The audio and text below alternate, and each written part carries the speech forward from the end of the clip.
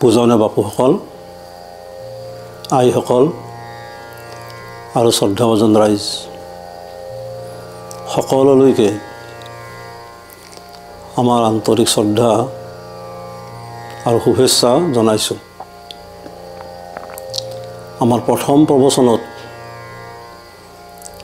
উল্লেখ কৰিছিলোঁ যে পৰৱৰ্তী প্ৰবচনত মহাপুৰুষ শ্ৰীমন্ত শংকৰদেৱ প্ৰৱৰ্তিত একশৰণ হৰিনাম ধৰ্মৰ স্বৰূপ এই সম্পৰ্কে আলোচনা হ'ব। আৰু এটা কথা আমি উনুকুৱাইছিলোঁ যে মহাপুৰুষে নাম অপৰাধত উল্লেখ কৰা শিৱ আৰু বিষ্ণুৰ মাজত যে ভেদ নাই, এই কথাটোকে লৈ বহুতে বিতৰ্ক কৰিব খোজে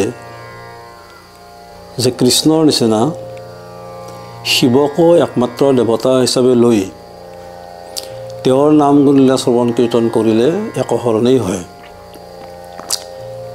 এয়া যে কোনো কাৰণতে একশৰণৰ কথা নহয়, সেই সম্পৰ্কে যুক্তি সহকাৰে আলোচনা কৰাটো আজিৰ প্ৰবচনটোৰ অন্যতম উদ্দেশ্য। মহাপুৰুষ শ্ৰীমন্ত শংকৰদেৱে গীতাৰ অষ্টাদশ অধ্যায়ৰ ৬৬ নং শ্লোকৰ পৰা একশৰণৰ বীজ গ্ৰহণ কৰিছে আৰু ভাগৱতৰ পৰা ভগৱানৰ লীলাবিলাক লৈ একশৰণ হৰিনাম ধৰ্মৰ সৃষ্টি কৰিছে। গীতাত কৈছে, সৰ্বধৰ্মান পৰিত্যজ্য মামেকং শৰণং ব্ৰজ অহং তং সৰ্বপাপেভ্যো মোক্ষয়িষ্যামি মা শুচ। এই শ্লোকটোক একশৰণৰ মূল আধাৰ হিচাপে লৈ মহাপুৰুষে একশৰণ হৰিনাম ধৰ্মটো আৰম্ভ কৰিলে। ৰামচৰণ ঠাকুৰে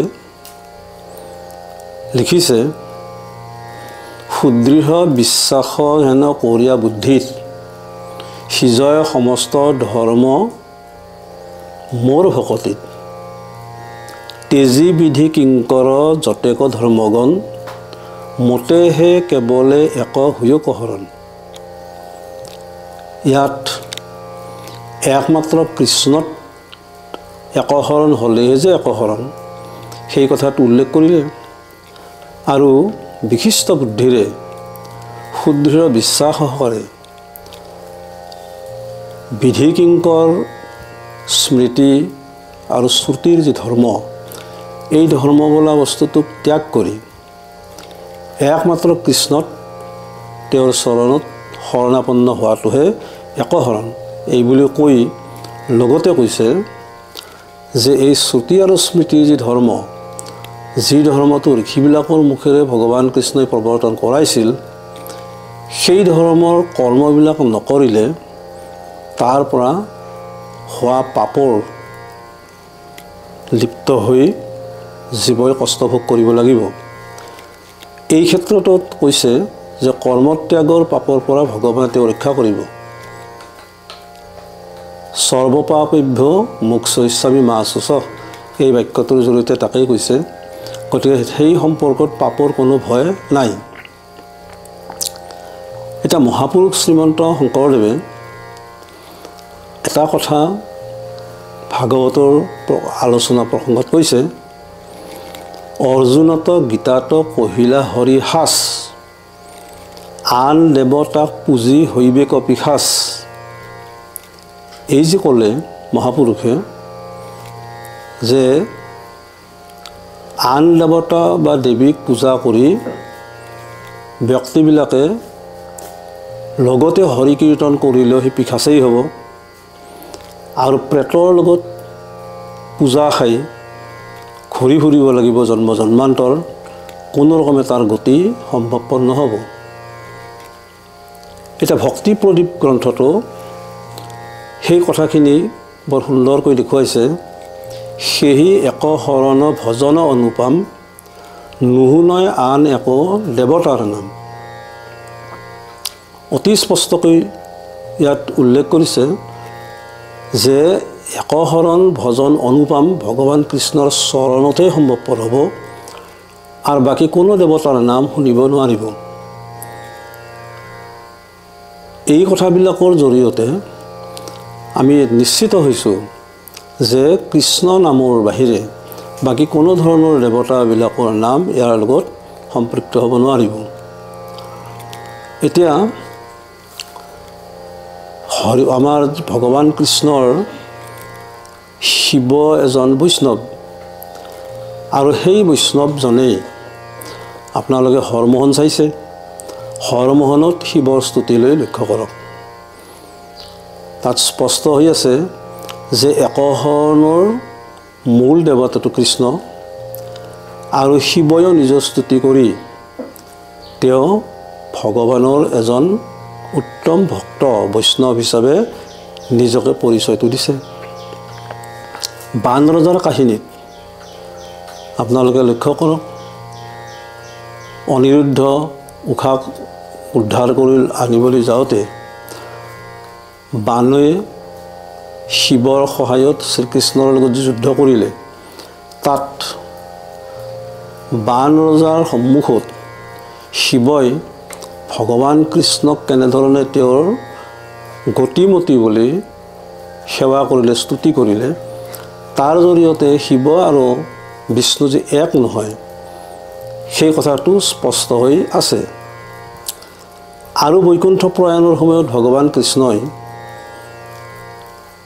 যেতিয়া প্ৰস্তুত হৈছে নিজকে গুচি যাবৰ কাৰণে, সেই সময়তে ব্ৰহ্মা আৰু হৰ এই দুইজন দেৱতাই সমস্ত দেৱগণক লৈ তাত উপস্থিত হৈছে আৰু নতজানু হৈ ব্ৰহ্মা আৰু হৰে ভগৱান কৃষ্ণৰ প্ৰতি যিটো স্তুতি কৰিছে তাৰ জৰিয়তে অতি স্পষ্ট যে ব্ৰহ্মা হৰ আদি দেৱতাবিলাক ভগৱান কৃষ্ণৰ বিভূতি একে নহয় আৰু ভগৱান কৃষ্ণ যে তেওঁলোকৰ সেৱনীয় দেৱতা একমাত্ৰ, সেই কথাটো অত্যন্ত স্পষ্ট হৈছে।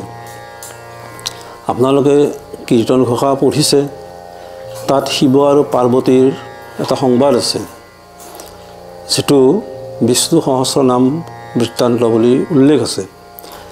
তাতে পাৰ্বতীয়ে শিৱক স্পষ্টভাৱে সুধিছে যে তুমিতো নিজে ঈশ্বৰ, অথচ ঈশ্বৰ হৈও তুমি দিনে ৰাতি এনেকৈ কাৰ নাম জপ কৰা? শিৱই কৈছে যে মই ভগৱান কৃষ্ণৰ কৃপাত মোৰ যিমান পাপ আছে সেই সমস্ত পাপ খণ্ডন কৰাৰ কাৰণে বিষ্ণু সহস্ৰ নামৰ জপ কৰোঁ।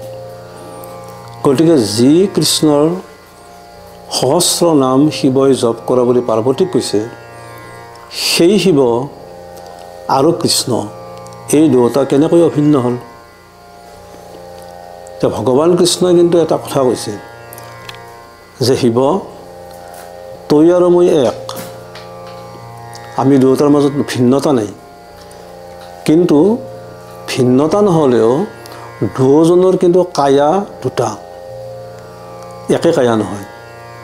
মোৰ কায়াটো জ্ঞানময় কায়া আৰু তোমাৰ কায়াটো মায়াময় কায়া। সেইকাৰণে মই মায়াধীশ আৰু তুমি মায়াধীন। বাকী ভক্ত হিচাপে তুমি এনেকুৱা একান্ত, এনেকুৱা বৈষ্ণৱ যাৰ ফলত তোমাৰ আৰু মোৰ এৰা এৰি নাই। আৰু তোমাক যদি কিবা কাৰণত কোনোবাই বিদ্বেষ কৰে তেতিয়াহ'লে সেইটো মোক বিদ্বেষ কৰাই হয়। তাৰ অৰ্থটো এই নহয় যে শিৱ কৃষ্ণৰ নিচিনা একশৰণৰ দেৱতা হ'ব, এইটো কেতিয়া হ'ব নোৱাৰে। আৰু বৈষ্ণৱামৃত নামৰ এখন গ্ৰন্থ আছে, অনন্ত কণ্ডলী লিখা, তাত চাব তেওঁ দেখুৱাইছে যে বৈষ্ণৱবিলাকক বাদ দি বিষ্ণুৰ অস্তিত্ব নাই। বৈষ্ণৱবিলাকে বিষ্ণুৰ স্বৰূপটো ৰাইজৰ মাজত দেখুৱাই দিয়ে আৰু সেইকাৰণে ভগৱান কৃষ্ণই সেইজন বৈষ্ণৱক এৰিব নোৱাৰে আৰু বৈষ্ণৱজনেও তেওঁক এৰিব নোৱাৰে।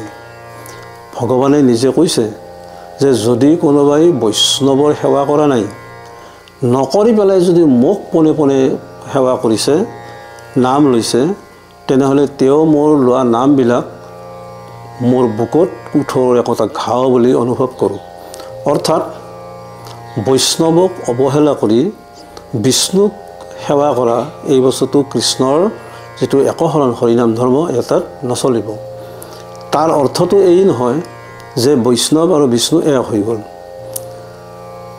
সেইকাৰণে কৈছে মহাপুৰুষে যে এই যি বৈষ্ণৱবিলাক আছে, এই বৈষ্ণৱবিলাক আমাৰ নমস্য ব্যক্তি এই কাৰণে যে তেওঁ ভগৱান কৃষ্ণত একশৰণ লৈ কৃষ্ণই যি একমাত্ৰ দেৱতা এই বস্তুটো প্ৰচাৰ কৰিছে।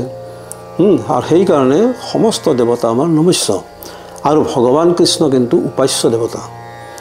উপাস্য দেৱতা কৃষ্ণ আৰু নমস্য দেৱতা শিৱ আদি। মই আশা কৰোঁ আপোনালোকে এই কথাখিনিৰ জৰিয়তে নিশ্চয় ধৰিব পাৰিছে যে ভগৱান কৃষ্ণ আৰু বিষ্ণু শিৱ এই দুয়োটাৰ মাজত যে ভেদ নাই, এইটো মহাপুৰুষে কি অৰ্থত কৈছে এইটো আপোনালোকে নিশ্চয় বুজি পাইছে। এতিয়া মোৰ এটা বিনীত অনুৰোধ আছে, আমি পৰ্যায়ক্ৰমে একশৰণৰ কথাবিলাক আলোচনা কৰি যাম। যদি কথাখিনি শুনি আপোনালোকৰ অনুভৱ হৈছে যে বিষয়টো ৰাইজে জনাটো প্ৰয়োজনীয়, তেতিয়াহ'লে আপোনালোকে কথাখিনি ছাবস্ক্ৰাইব কৰি আমাক অনুগৃহীত কৰিব।